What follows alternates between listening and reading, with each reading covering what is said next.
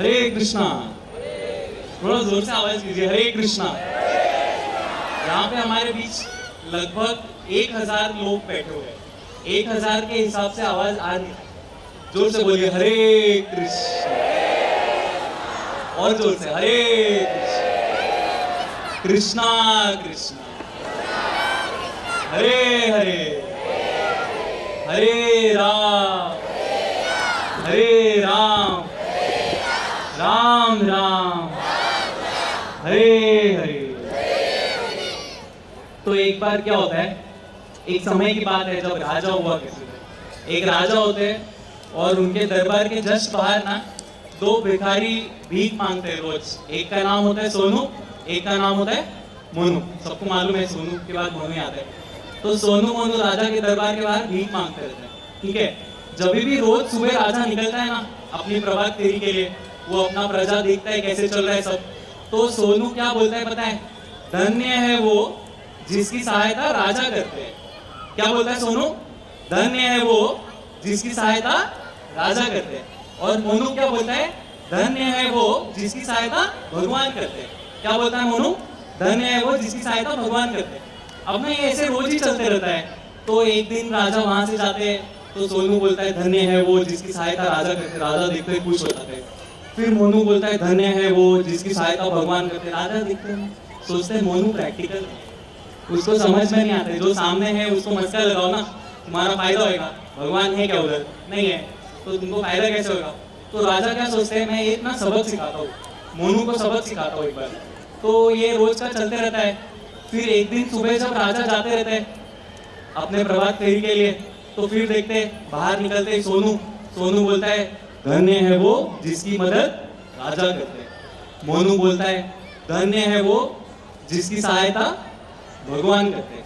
ठीक है, तो फिर राजा क्या करते हैं, सोनू को नजदीक बुलाते हैं, बोलते यहाँ आओ, तुम्हारे लिए एक गिफ्ट है।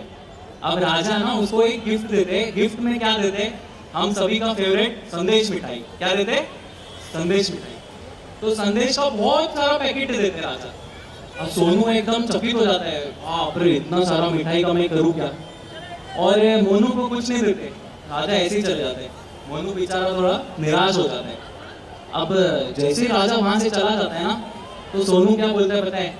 एक मिठाई खाता है, बोलता है मिठाई तो अच्छा है। दूसरा मिठाई खाता है, बोर हो जाता है, बोलता है राजा पागल है क्या? बोलते हैं राजा पागल है, उसको समझ में नहीं आता मैं इतने सारे मिठाई का क्या करूंगा। तो मोनू बोलता है पता नहीं, ऐसा तो नहीं, आपको दिया है तो कुछ अच्छा ही होगा। तो सोनू बोलता है नहीं, मेरे को इतना मिठाई नहीं चाहिए, तो तुम्हें चाहिए क्या? तो मोनू बोलता है हाँ दे दो मुझे। तो बोलता है ठीक है, फिर उसके बदले में मुझे पैसा दे दो। तो मोनू ने जितना पैसा जमा किया रहता है ना भीख मांग के, वो उतना पैसा सोनू को दे देता है। वो सोचता है कि इतना अच्छा मिठाई राजा ने दिया है, मैं भगवान को भोग लगा देता हूँ, भगवान को भोग लगाऊंगा, मंदिर में भक्तों को इसका प्रसाद हो जाएगा, मेरे हाथ से एक अच्छा काम हो जाएगा। तो सारा मिठाई ले लेता है सोनू से, मंदिर में जाता है, पंडित जी को दे देता है। तो पंडित जी सारा एक एक करके पहले भगवान को भोग लगाते हैं, फिर प्रसाद सारे एक लोगों को दे देते हैं। अब लास्ट में एक मिठाई बचता है, तो बड़ा मिठाई रहता है वो। तो पंडित जी बोलते हैं कि मोनू ये बड़ा मिठाई तुम लेके जाओ। तो मोनू बहुत खुश हो जाता है, थैंक यू, मतलब धन्यवाद पंडित जी, आपने मुझे मिठाई दिया। अब मोनू जब वो बड़ा मिठाई लेके खाने लगता है ना, तो उसके दांत में कुछ अटक जाता है। दांत में अटकता है, देखता है उसे एक बहुत कीमती हीरा मिलता है। तो बहुत कीमती हीरे से वो इतना खुश हो जाता है, बोलते हैं भगवान कितने दयालु है, मेरे पे इतना कृपा किया उन्होंने। ठीक है, फिर ये मतलब मोनू खुश हो गया। फिर 2-3 दिन बाद वापिस से उनका डेली का रूटीन शुरू हो जाता है। राजा अपने प्रभात फेरी के लिए निकलते हैं। फिर देखते हैं कि सोनू मोनू दोनों उधर ही खड़े। फिर सोनू बोलता है धन्य है वो जिसकी मदद राजा करते हैं, और मोनू बोलता है धन्य है वो जिसकी मदद भगवान करते हैं। तो राजा सोनू को नजदीक बुलाते बोलते हैं इधर आओ, तुमको अभी भी भीख मांगने का जरूरत पड़ रहा है क्या? तो बोलता है जी महाराज जी, आपने जो मुझे मिठाई दी थी ना, वो मिठाई से मैंने 1 महीने का राशन भर दिया, लेकिन थोड़ा बहुत उससे 1 महीना ही घर चला, आगे घर नहीं चल सकता है। तो राजा बोलते हैं फिर तुमने क्या किया उसका? तो वो सोनू बोलता है कि मैंने वो मिठाई मोनू को दे दी। तो फिर राजा खुद बोलता है, राजा क्या बोलता है? धन्य है वो जिसकी मदद भगवान करते हैं। तो आपको समझा? भगवान जो है ना, आपको बस उन पे श्रद्धा होनी चाहिए। अगर आपको भगवान पे श्रद्धा होगी ना, ऐसा कोई चीज़ नहीं है जो भगवान अपने भक्तों के लिए नहीं करते। इसी पे आधारित हमारा आज का ड्रामा है, जिसका नाम है साक्षी गोपाल। हमारे IOIS वर्ली के डिवोटीज ने ड्रामा बहुत मेहनत से प्रिपेयर किया है। मैं आप सभी से रिक्वेस्ट करूंगा कि आप जोरदार तालियों से हमारे IOIS वर्ली के डिवोटीज का स्वागत कीजिए। और मैं डिवोटी से रिक्वेस्ट करूंगा, प्लीज ड्रामा स्टार्ट कीजिए।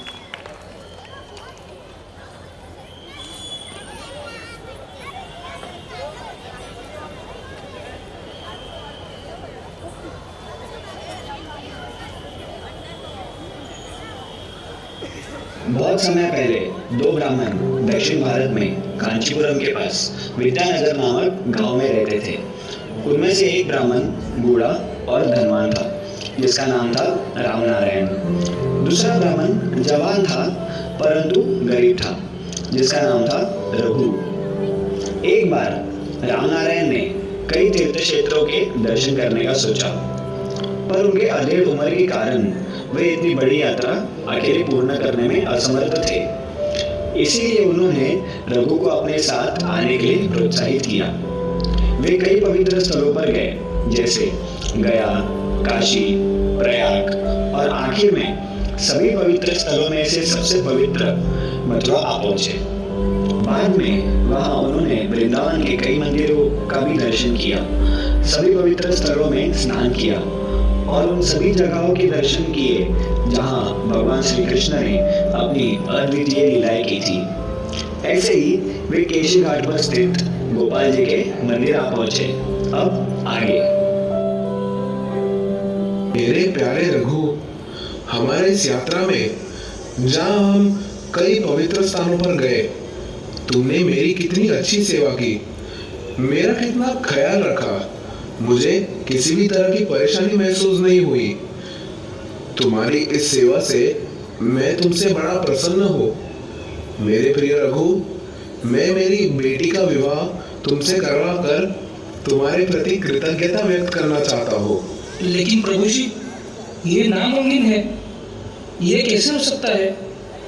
आप तो बहुत बड़े विद्वान पंडित हो और इतने धनवान भी हो, और दूसरी तरफ मैं तो बड़े ही गरीब परिवार से आता हूँ, ज्यादा ज्ञानी भी नहीं हूँ।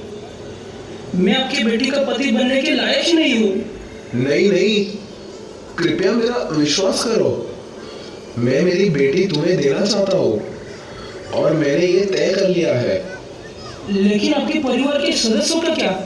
वो कभी ये नहीं चाहेंगे कि मुझ जैसे कम पढ़े लिखे आदमी आपके परिवार का सदस्य बने?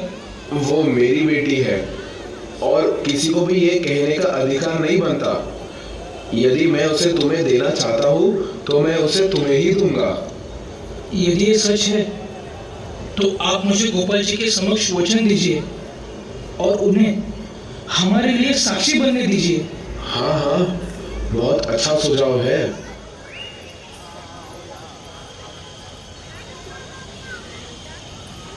मेरे प्रिय गोपाल, कृपया हमारे लिए साक्षी बनिए। मैंने इस युवक रघु को ये वचन दिया है कि मैं मेरी बेटी का विवाह इससे करवाऊंगा।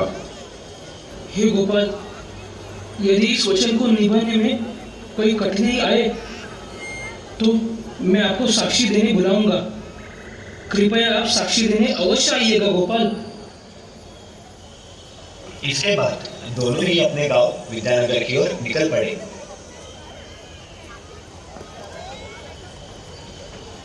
रामनारायण ने अपने सारे रिश्तेदारों और मित्रों को बुलाया। सभी लोगों के सामने उन्होंने श्री गोपाल जी के समक्ष जो भी हुआ था उसका वर्णन किया। जब सारे लोगों ने उनकी बात सुनी तो सबने अपने चेहरे पर नाराजगी जताई। सबने उनसे विनती की, आगे कभी भी इस तरह का वचन ना दे। पंडित जी कृपया समझने की कोशिश कीजिए। अगर आपने अपनी बेटी इस परिवार में दे दी तो आपका उच्च कुल नष्ट हो जाएगा। जो लोग इस बात को सुनेंगे तो वो आपका मजाक उड़ाएंगे और आप पर हंसेंगे। लेकिन मैं अपना वचन कैसे तोड़ सकता हूँ जो मैंने वृंदावन जैसे पवित्र स्थल पर दिया था? अब चाहे कुछ भी हो जाए, मुझे मेरी बेटी का विवाह रघु से करवाना ही पड़ेगा। नहीं नहीं, ये असंभव है। वो कितना गरीब है। आप इस तरह मेरी बहन का उस तुच्छ व्यक्ति के साथ विवाह नहीं कर सकते। मुझे ये स्वीकार नहीं है। पर मैं अब क्या कर सकता हूँ? मैंने तो उसे गोपाल जी के समक्ष वचन दे दिया है। यदि मैं अपने वचन का पालन नहीं करता हूँ तो मेरे धार्मिक सिद्धांतों का उल्लंघन होगा। विग्रह साक्षी के रूप में हो सकते हैं, लेकिन वो कितने दूर शहर में है। वो इस विद्यानगर में आपके खिलाफ साक्षी देने कैसे आ सकते हैं? आप इसकी चिंता मत कीजिए। अगर कोई आपसे पूछे तो आपको झूठ बोलने की जरूरत नहीं। बस इतना कह दीजिए कि मुझे कुछ याद नहीं, बाकी सब मैं संभाल लूंगा। अगले दिन रघु उस ब्राह्मण के पास मिलने पहुंच जाता है। अब आगे। प्रभु जी, कृपया मेरे सम्मानपूर्वक दंडोत स्वीकार कीजिए। आप कैसे हो प्रभु जी? आपकी तबीयत कैसी है? आप इतने दुखी क्यों लग रहे हो? हाँ, वो मैं आपको याद है ना वो वचन जो आपने मुझे गोपाल जी के समक्ष दिया था? आप चुप क्यों? कुछ बोल क्यों नहीं रहे? कुछ तो बोलिए। मैं रघु, मैं कुछ नहीं कर सकता। अरे वो मूर्ख, मेरे घर से निकल जा। नहीं नहीं बेटे, ऐसा। आप चुप रहिए पिताजी।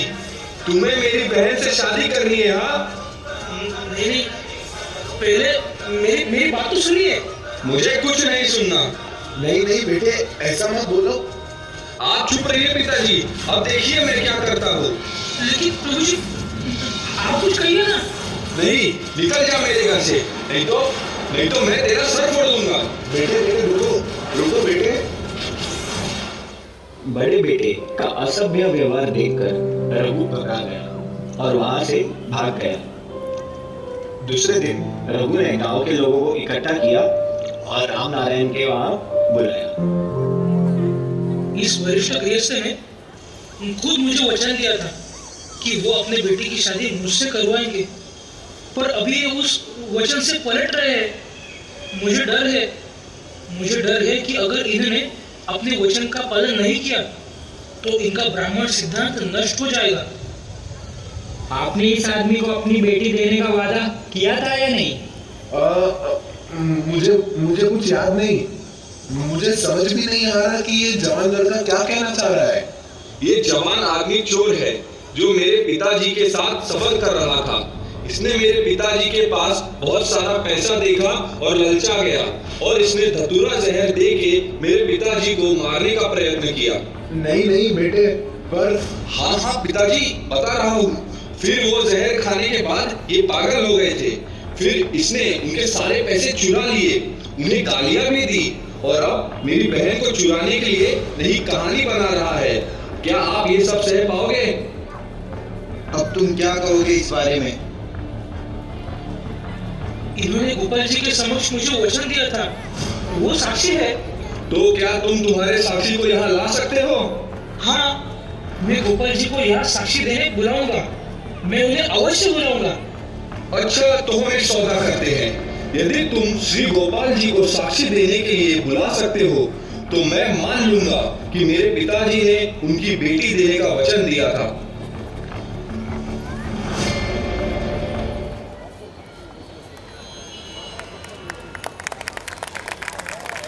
सच पूछो तो पंडित राम नारायण बड़े ही सच्चे इंसान हैं। धार्मिक सिद्धांतों का अनुसरण करने वाले बड़े सज्जन पुरुष हैं। मैं इस ब्राह्मण की धर्मनिष्ठा को सम्मान करते हुए परम पुरुषोत्तम भगवान को साक्षी देने अवश्य बुलाऊंगा और इस तरह मैं उनके सत्य वचन को अबाधित रखूंगा। हाँ, अबाधित रखूंगा। रघु वृंदावन धाम जाने के लिए निकल पड़ा, जो विद्यानगर से हजारों कोस दूर था। और आखिर में लंबी यात्रा के बाद वो श्री गोपाल जी के मंदिर आ पहुंचा। उसने भगवान को दंडवत किया और उनसे कहने लगा, हे गोपाल, आप तो ब्राह्मण संस्कृति के रक्षक हो। आप बहुत दयालु हो गोपाल, बहुत दयालु। कृपया करके आप हम दोनों ब्राह्मणों के धार्मिक सिद्धांतों का रक्षण कीजिए गोपाल। आज मैं यहाँ अपने लिए नहीं आया हूँ। मैं तो आपके चरण कमलों की सेवा कर, आपका नाम स्मरण करके और आपकी भक्ति में पूर्ण संतुष्ट हो गोपाल। और पंडित रामनारायण, वो तो बड़े ही सज्जन पुरुष है, आपके अच्छे भक्त भी हैं। परंतु जब कोई भक्त अप्रामाणिक होता है तो उसकी भक्ति में बाधाएं आती है। आज मैं यहाँ एक ही उद्देश्य से आया हूँ, उन्हें झूठ बोलने से बचाने के लिए। इसलिए गोपाल, कृपया करके आप विद्यानगर चलिए और मेरे मित्र के वचन के प्रति साक्षी दीजिए। गोपाल, साक्षी दीजिए। गोपाल, साक्षी दीजिए।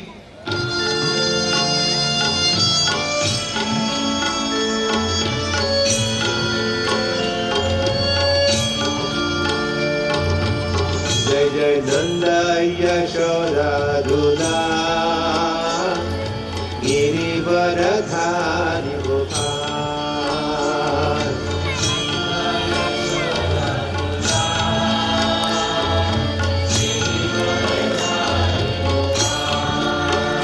जय जय नंद यशोदा दूला गिरिवरधारी गोपाल।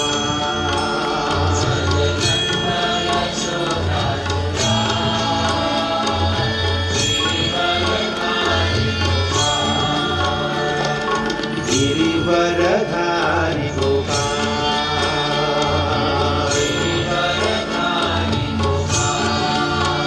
गोपाल गोपाल गोपाल गोपाल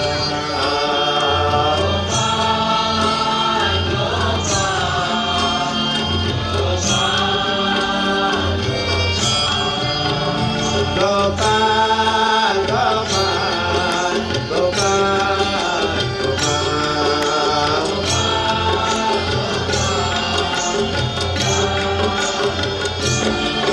हरे कृष्ण कृष्ण कृष्ण हरे हरे हरे राम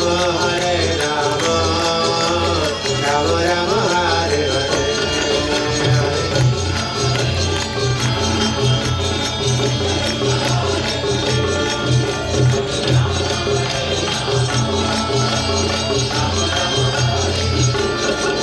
हरे कृष्ण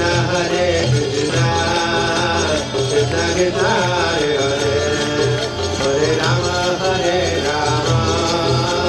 राम राम हरे हरे हरे।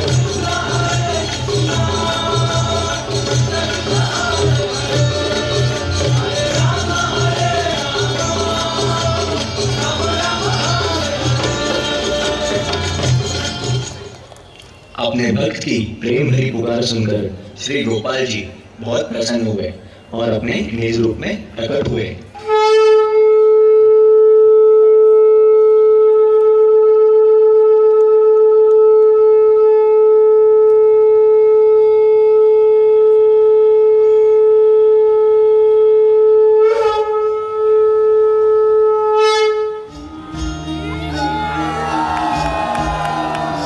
अच्युतं केशवं कृष्ण दामोदरं रामनारायणं जानकी वल्लभम्।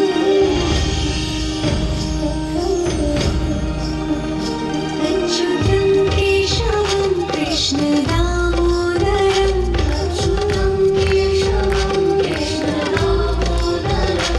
रामनारायणं जानकी वल्लभम्।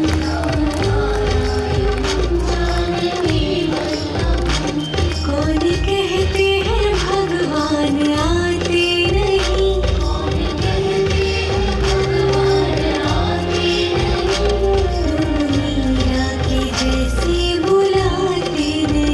तुम मीरा के जैसे बुलाते नहीं।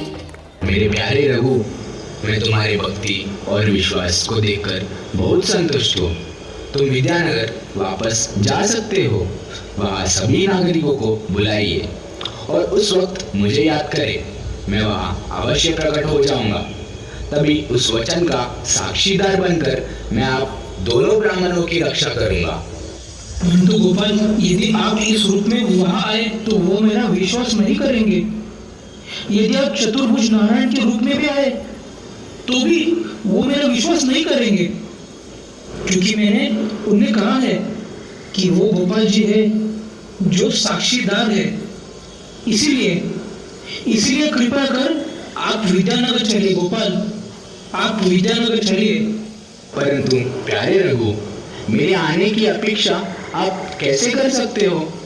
मैं तो विग्रह हूँ, मंदिर में रहता हूँ। कभी आपने सुना है कि विग्रह एक जगह से दूसरी जगह चल कर गए हो? मैं वहाँ नहीं आ सकता हूँ। लेकिन भगवान, आप मेरे संग बात कर रहे हो। यदि आप बात कर सकते हो तो आप चल भी सकते हो। विग्रह को कभी किसी ने बात करते हुए सुना है? गोपाल, यदि आप बात कर सकते हो तो आप मेरे संग चल भी सकते हो। गोपाल, आप मेरे संग चल रहे हो। रघु, मेरे प्रति तुम्हारा जो प्यार है उसे देखकर मैं हार गया हूँ। मैं आपसे बहुत संतुष्ट हूँ।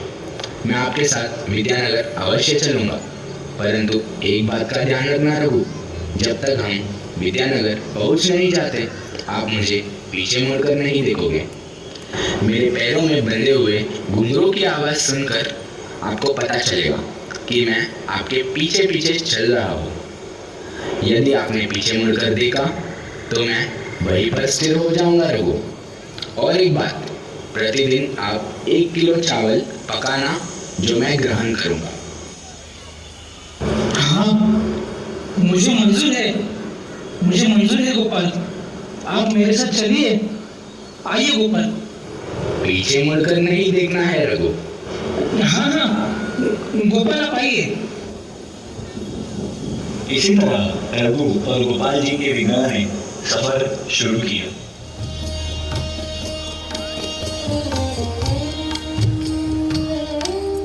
मेरे संग चले गोपाल, हर कदम हर सवाल में।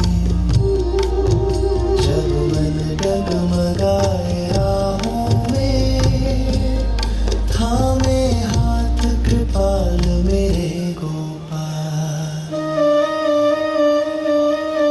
मेरे संग चले गोपाल, तो डर कैसा संसार में।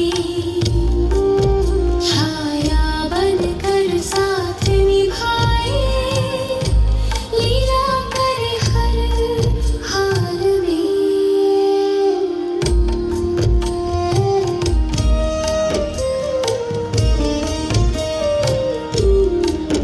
जब अंत समय आए जीवन का, होठों पे तेरा नाम। नंदलाला श्याम सुंदर ले चल मुझे अपने धाम। मेरे संग चले गोपाल, बस यही मेरी अरदास। इस दास को अपना लेना, रखना चरणों के पास। रास्ते में रघु गोपाल जी के घुंघरू की मधुर आवाज सुन रहा था। हर रोज 1 किलो चावल गोपाल जी के लिए पकाता था। आखिर में वे विद्यानगर के पास आ पहुंचे। अचानक से घुंघरू की आवाज आनी बंद हो गई। ये घुंघरू की आवाज क्यों नहीं आ रही? गोपाल, कैसी लीला कर रहे हो आप मेरे साथ? आवाज ही नहीं आ रही। क्या करूं? नहीं, मुझे पीछे मुड़कर देखना ही होगा। हाँ, पीछे मुड़ता हूँ। और इस प्रकार रघु पीछे मुड़कर देखता है। श्याम सुंदर, कमल नयन गोपाल मधुर मुस्कुराते वहीं स्थिर हो जाते हैं। प्रभु, बस आप थोड़ी और देरी, कृपया आप आगे बढ़िए। रघु, चिंता ना करो, मैं यहीं स्थिर रहूंगा। तुम अब घर जाओ और सभी को बताना कि मैं साक्षी देने के लिए यहाँ आया हूँ, और सभी को यहाँ लेकर आना। मैं अब यहाँ से नहीं जाऊंगा। हाँ गोपाल, मैं सभी को यहाँ बुलाऊंगा। आइए आइए गांव वालों, गोपाल जी साक्षी देने आए हैं। आओ सब लोग, गोपाल जी साक्षी देने आए हैं। गांव के बाहर खड़े हैं, आप सभी आइए, गोपाल जी साक्षी देने आए हैं। गोपाल जी साक्षी देने आए हैं।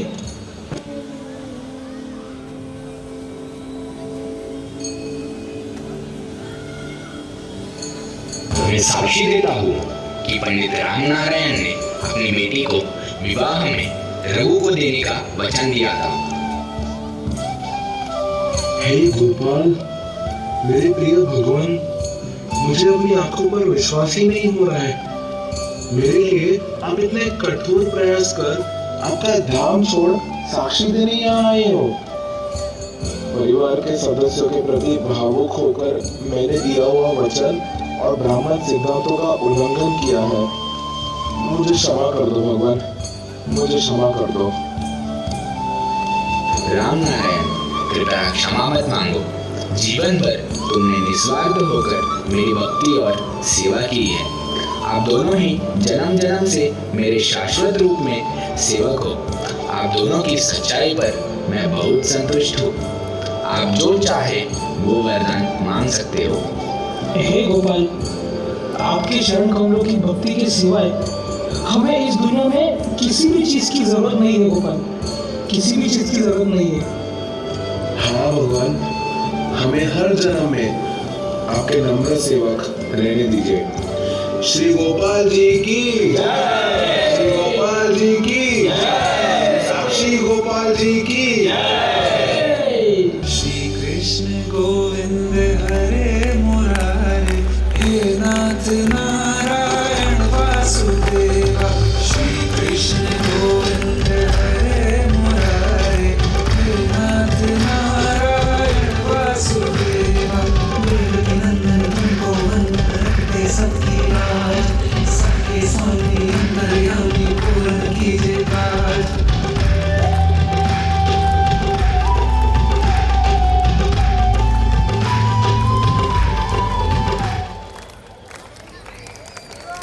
हरी बोल। आईवास ड्रामा टीम के लिए एक बार बहुत जोर से तालियां हो जाए। हरी बोल। सो जस्ट कैरेक्टर्स को इंट्रोड्यूस कर रहा हूँ। जो रामनारायण के बेटे हैं is played by Ram Prabhu, Ramnarayan is played by Sumit Panda Prabhu, and Nikhil Prabhu is has played Raghu, Nilesh Prabhu is Sakshi Gopal, Hrithik Prabhu is sarpanch, and Mahipal is गाँव वाला। सो 3 बार हरी बोल बोलेंगे इतने डिवोटीज के लिए।